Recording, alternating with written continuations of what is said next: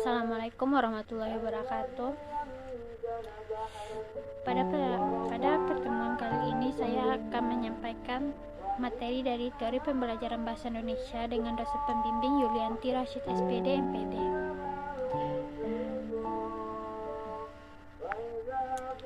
Baiklah, perkenalkan nama saya Fiona Fazira Suara dengan NIM 21016145, Prodi Pendidikan Bahasa Sastra Indonesia dan Daerah. Materi pembelajaran pada pertemuan kali ini adalah Project Based Learning. Yang pertama, pengertian Project Based Learning.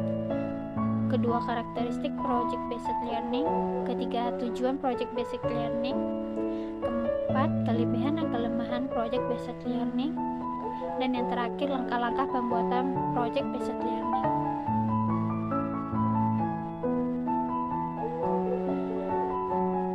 A. Pengertian.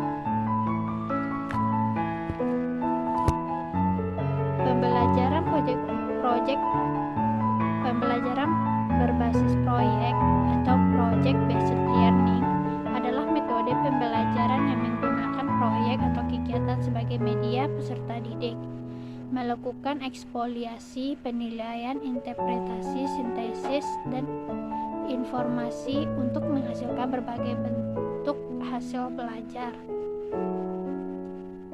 Project Based Learning atau pembelajaran berbasis proyek merupakan model pembelajaran yang berpusat pada siswa untuk melakukan suatu investigasi yang mendalam terhadap suatu topik.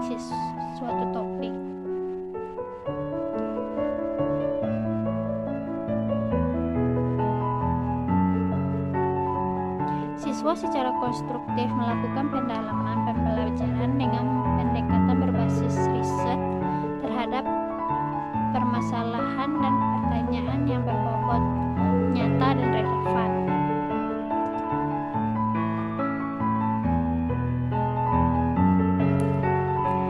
Menurut Fathur Rahman tahun 2016, halaman 19, pembelajaran berbasis proyek atau project based learning adalah model pembelajaran yang menggunakan proyek atau kegiatan sebagai sarana pembelajaran untuk mencapai kompetisi sikap, pengetahuan, dan keterampilan. Kedua, menurut Saifuddin tahun 2014 halaman 58 berpendapat bahwa project based learning merupakan metode belajar yang menggunakan masalah sebagai langkah awal dalam mengumpulkan dan mengintegrasikan pengetahuan baru berdasarkan pengalaman dalam beraktivitas secara nyata. Selanjutnya,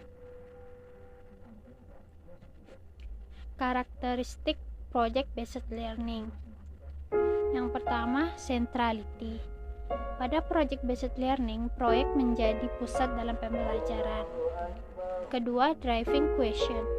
Project based learning difokuskan pada pertanyaan atau masalah yang mengarahkan siswa untuk mencari solusi dengan konsep atau prinsip ilmu pengetahuan yang sesuai. Yang ketiga, constructive investigasi. Pada project based learning, siswa membangun pengetahuan dengan melakukan investigasi secara mandiri atau guru sebagai fasilitator. Keempat, autonomi. Project based learning menuntut student centered, siswa sebagai problem solver dari masalah yang dibahas. Yang terakhir, realisme. Kegiatan siswa difokuskan pada pekerjaan yang serupa dengan situasi sebenarnya. Aktivitas ini menginterogasikan tugas otentik dan menghasilkan sikap profesional. 3. Tujuan antara lain meningkatkan kemampuan peserta didik dalam pemecahan masalah proyek, memperoleh pengetahuan dan keterampilan baru dalam pembelajaran. Yang ketiga, membuat peserta didik lebih aktif dalam memecahkan masalah proyek kompleks dengan hasil produk nyata. Yang keempat, mengembangkan dan meningkatkan keterampilan peserta didik dalam mengelola bahan atau alat untuk menyelesaikan tugas atau proyek. Dan yang terakhir, meningkatkan kolaborasi peserta didik khususnya pada PJBL yang bersifat kelompok.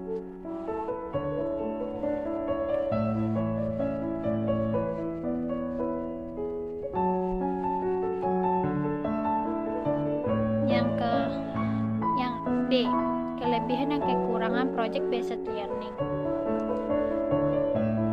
Pertama, kelebihan meningkatkan kemampuan pemecahan masalah, meningkatkan kolaborasi, mendorong peserta didik untuk mengembangkan dan mempraktikkan keterampilan komunikasi, dan yang terakhir meningkatkan keterampilan peserta didik dalam mengelola sumber.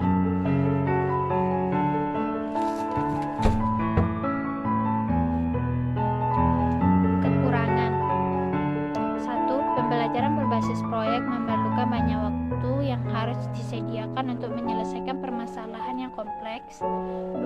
Peserta didik memiliki kelemahan dalam percobaan dan pengumpulan informasi akan mengalami kesulitan.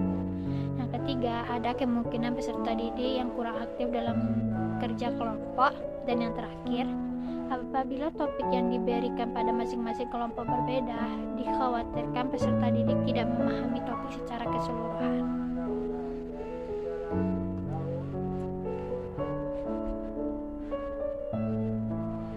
Langkah-langkah pembuatan project based learning. Pertama, tentukan pertanyaan mendasar. Yang kedua, mendesain pertanyaan proyek. Yang ketiga, menyusun jadwal. Yang keempat, memonitoring peserta didik dan kemajuan proyek. Yang kelima, menguji hasil. Yang keenam, mengevaluasi pengalaman. Baiklah, hanya sebanyak itu hasil presentasi saya. Kalau ada kata-kata saya yang salah, saya mohon maaf.